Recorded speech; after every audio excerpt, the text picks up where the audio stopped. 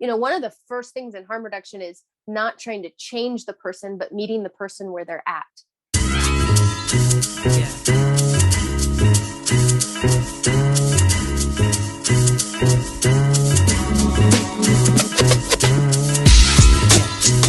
The promenade, the people walking, the people talking, people talking. What is the impact of the drug trade on the environment? Within our natural habitat, within our natural environment, what we see is a focus on eradicating crops. And so then you're using sometimes aerial spraying or manual eradication, and that can get into, other crops. And so when you have that aerial spraying, it's not just cannabis or poppy plants that are being sprayed, it's also the corn and the tomatoes and the squash that people are using for subsistence farming. And so we're witnessing that. And then the other piece, I think, on our environment that's something important is there is a normalization of private security companies guarding private companies and their work.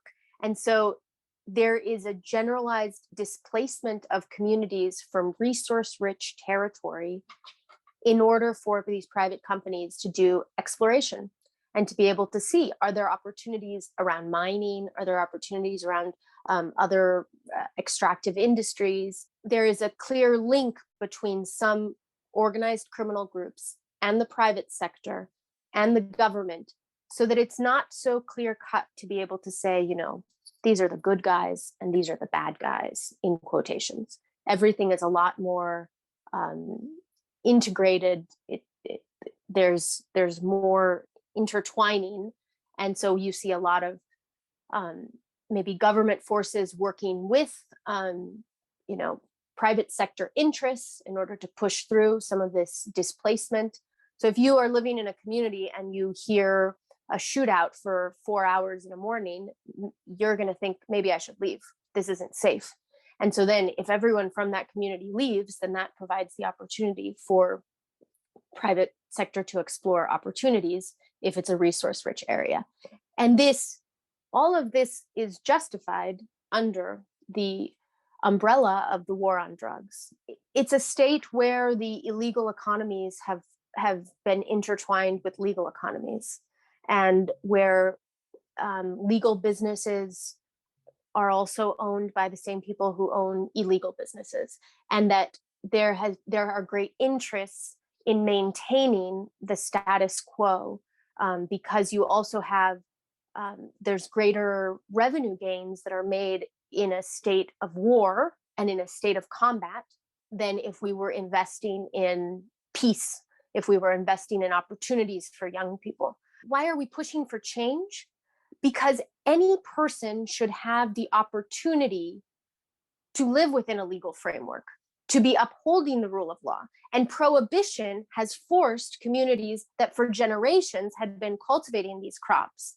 And because it's economically important for them to be able to do that, and not because they're getting rich necessarily, but because it provides some complementary income to the income that they already have of their subsistence farming. And so that's where then you think, okay, so we pushed prohibition as a means of getting communities to no longer, plant these crops, but we never gave an idea, we never stopped the demand from occurring.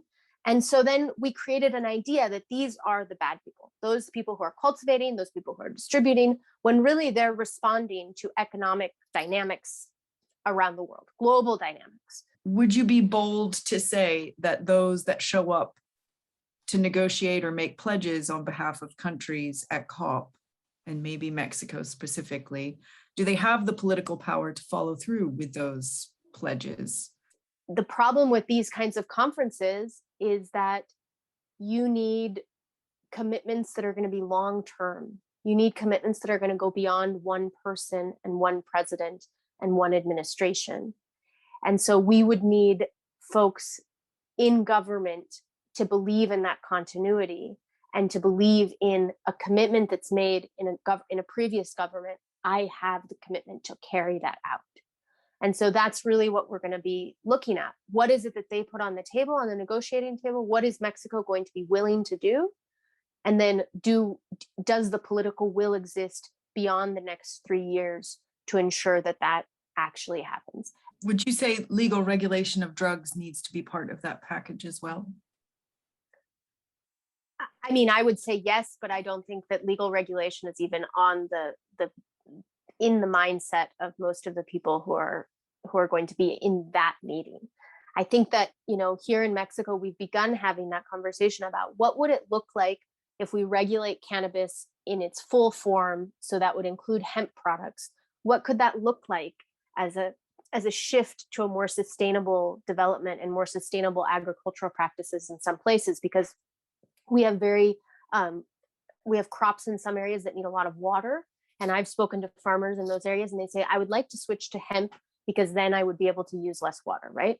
But what we would need is also industry to decide, I'm going to switch out from using plastics to using bioplastics that are made from hemp. So you need that to be a paradigm shift and not just, oh, I'm going to make my little books with hemp, because I care. No, you need an industry to say, I'm going to shift from plastics to something that's more environmentally friendly.